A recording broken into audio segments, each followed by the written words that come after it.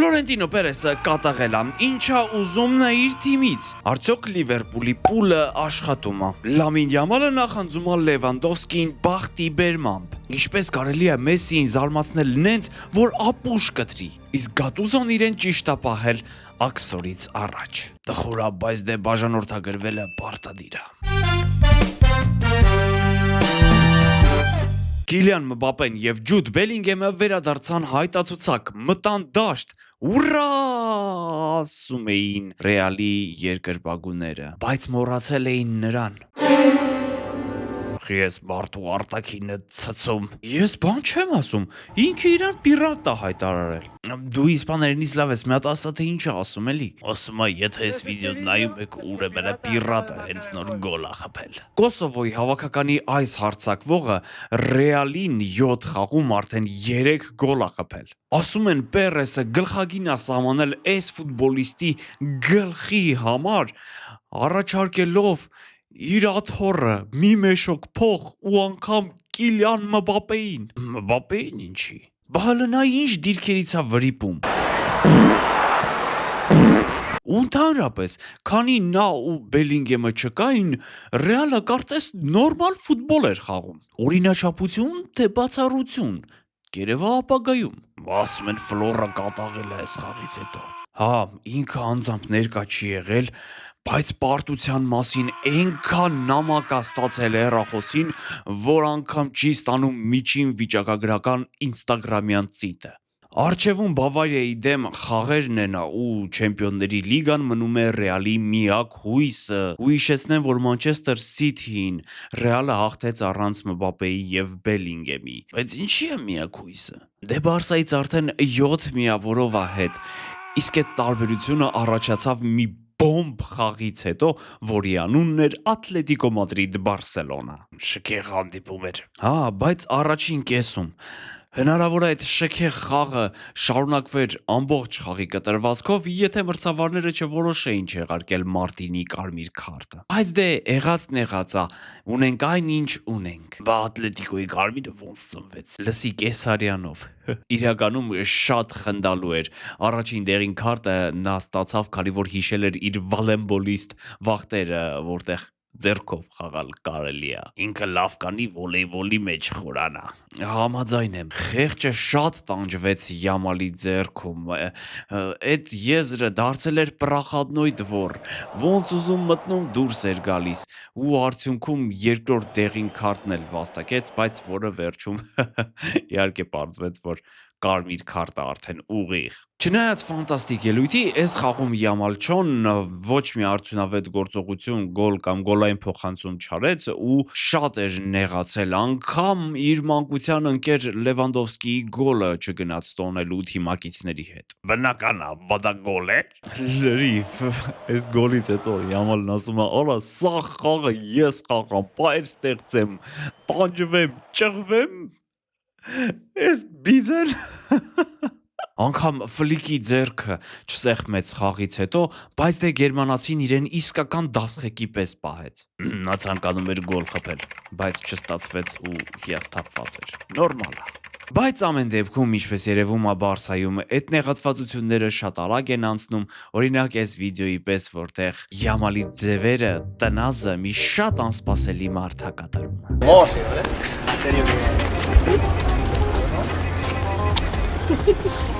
Վերադառնալով խաղին, ասեմ, որ Ատլետիկոին հալալ է, անգամ 10 հոգով նրանք պայքարեցին եւ ամեն դեպքում խայտառակ պարտություն չկրեցին, բայց նորից եմ ասում, հավասար քանակի դեպքում խաղը լրիվ ուրիշ ձև կգնար։ Դե ոչինչ բան չմնաց, հեսա էլի կկպնեն։ Հա, դուք անպայման գրեք Չեմպիոնների լիգայի գալիք խաղերի մասին ձեր կարծիքներն ու անպայման բաժանորդագրվեք, որ բաց չթողնեք մեր այդ խաղերի մասին վիդեոները։ Զգում եմ շատ թեժ է լինելու։ Բայց ընդհանրապես թեժ չէր Անգլիայի գավաթի քառորդ եզրափակիչ Մանչեսթեր Սիթի Լիվերպուլ խաղը։ Լիվերպուլը այնքան վատ էր խաղում, որ այն շերկին իրան այսենց բաներ էր թույլ տալիս։ Մի հատ պլոճիկով տղա չկա Լիվերպուլում սրան իր տեղը ցույց տա։ Չէ, Գլոբո ջան, Լիվերպուլի պուլը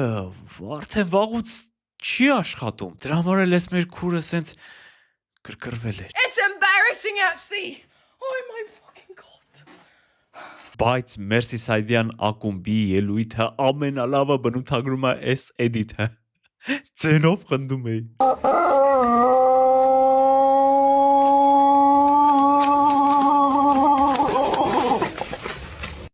Նուբ բահ ասա թող իմանան։ Հա, ճիշտ նկատառում։ Գնալով ավելի է խոսվում, որ Խավի Ալոնսոն այս սեզոնի ավարտից կգլխավորի Լիվերպուլը։ Ու Արնե Սլոտը վիրավորված ու ընկճված այդ ելույթից ասում է, դե որ տենց է ես ավելի հետույքային խաղ եմ ցույց տալու։ Կարևորը գլուխներդ բարձր։ Սպասենք սարսափելի ելք Paris Saint-Germain-ի դեմ խաղերում։ Ախր մի քանի րոպեում նրանց հարցերը լուծեց Հոլանդը, որը վերջին ամիսներում ավելի շատ էր YouTube վիդեո գցում, քան գոլ խփում։ Եթե սենց են խաղալու, վախենամ խայտարակվեն։ Մի հատ լավ նորություն ասեմ։ Ասա իմ բարեկամ։ Չլխաղերը արդեն 11-ին է լինելու։ Ինչ լավ բան ասեցիր։ Իրոք վերջապես գոնե մի քիչ շուտ կքնենք եւ առավոտյան մեր աչքերը ծտերի։ Այս ոգևորվածության ֆոնին առաջարկում եմ ծանոթանալ առաջիկա խաղերին, որոնցից հետո մեր հակահերոս հերոսներն են Լեո Մեսին է ապուշ կտրած։ Ապրիլի 7-ին Չեմպիոնների լիգայի 4-րդ եզրափակիչ առաջին խաղերը Մադրիդի Ռեալ Բավարիա, Սպորտինգ Արսենալ, իսկ հաջորդ օրը Բարսելոնա, Ատլետիկո Մադրիդ, Paris Saint-Germain, Liverpool։ Մեր առաջին հակահերոսները անգլիական West Ham-ի ֆաներն են։ Հա, տեսել եմ մոտավոր էս վիճակներ։ Արա տղեկ, էսի կատակ էր անում, հետ եկեք։ Լոնդոնյան թիմի ֆաները լքում էին ստադիոնը, երբ իրենց թիմը պարտվում էր Լիդսին Անգլիայի գավաթի 4-րդ եզրափակչում 2-0 հաշվով։ Բայց պարզվեց տղեկը կատակ էին անում ու ավելացված ժամանակում 2 գոլ խփեցին ու արդյունքում խաղը տեղափոխվեց լրացուցիչ ժամանակ, ապա 11 մետրանոց հարվածաշար։ Բայց մեկը Լիդսը անցավ կիսաեզրափակիչ։ Ինչպես ասում են, կատակի կեսը լուրջ է։ Գլոբ մի հատ տխուր երաժշտություն։ Նա կարող էր լինել Լիվերպուլի անվիճելի լեգենդը, բայց այս սեզոնից հետո ամեն ինչ այդքան միանշանակ չի։ Այն տեսքը, ինչ որ ուներ Սալահը Մանչեսթեր Սիթիի դեմ խաղում, ուղղակի լացացնում է։ Պետք է հասկանալ, որ այնինչ ունի սկիզբ, ունի նաև ավարտ։ Պարզվել է Իտալիայի հավաքականի ձախողման իրական պատճառը։ Սաղ մեղավորը այդ անտեր փողն է։ Ձեռի կեղտը։ Այո, նոր մանրամասներ են ի հայտ եկել։ Ըստ Լա Ռեպուբլիկա ամսագրի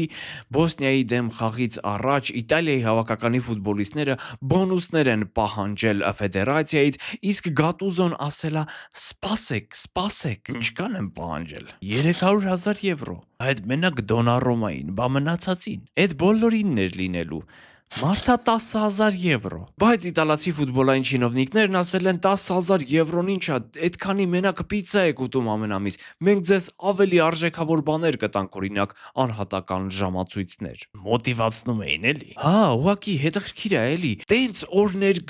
երկող, տենց կրքոտ երկող ֆուտբոլիստների համար 10,000 եվրոն է մոտիվացիա։ Արսենալը կրկին մեր հակահերոսն է ու սա կարծես ավանդական է դառնում։ Դեռ մի ամիս առաջ նրանք պայքարում էին հնարավոր բոլոր տիտղոսների համար, իսկ այսօր նրանք կորցրին եւս մեկը։ Քվադրուպլը չստացվեց, քանի որ հիմա էլ պարտվեցին Սանդերլենդին 4-րդ եզրափակչում Անգլիայի գավաթի։ Էնպես որ մնում է դուետը Անգլիայի առաջնությունն ու Չեմպիոնների լիգան։ Արտետա ներվից է գալիս։ Այսինքն, միանգամից չի ուզում սա հանձնի։ Ախպեր արի դու Չեմպիոնների լիգան թող, հանձնի Սպորտինգին, գնա դարձի Անգլիայի չեմպիոն, թե չէ Արսենալի ֆաներն արդեն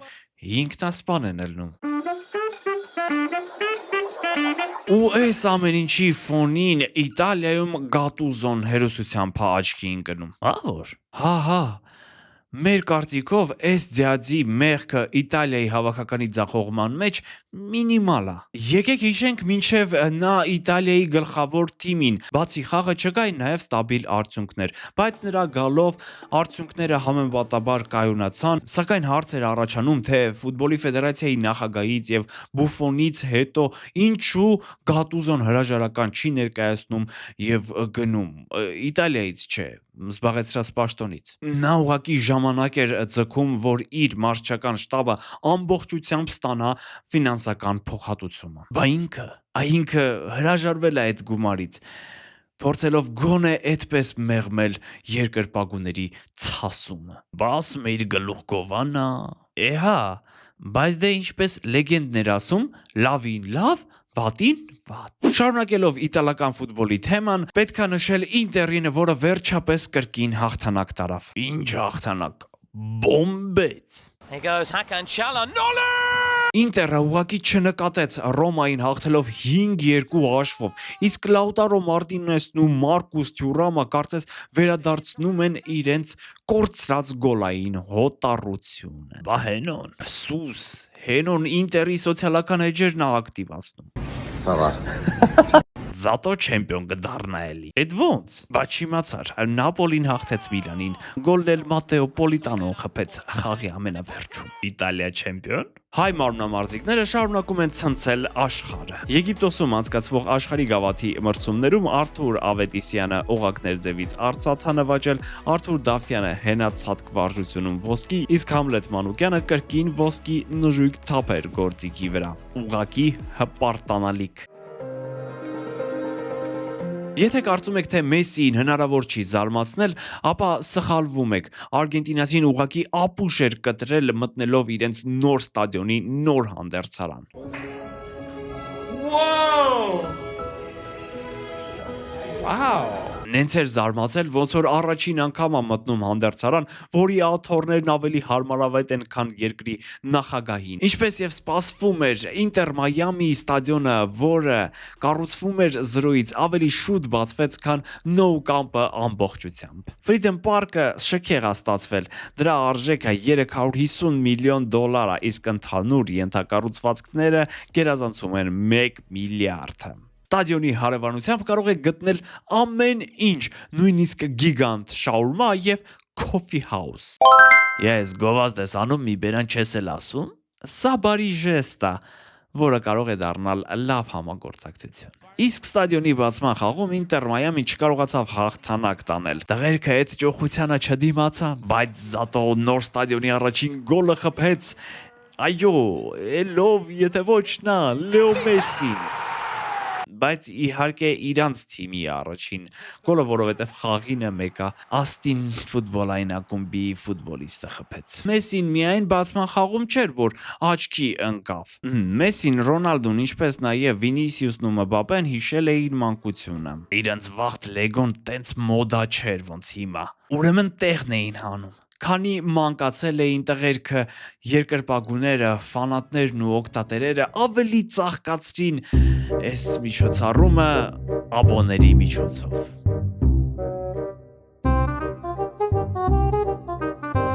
Ու քանի Ռոնին եւ Մեսին իրենց մանկական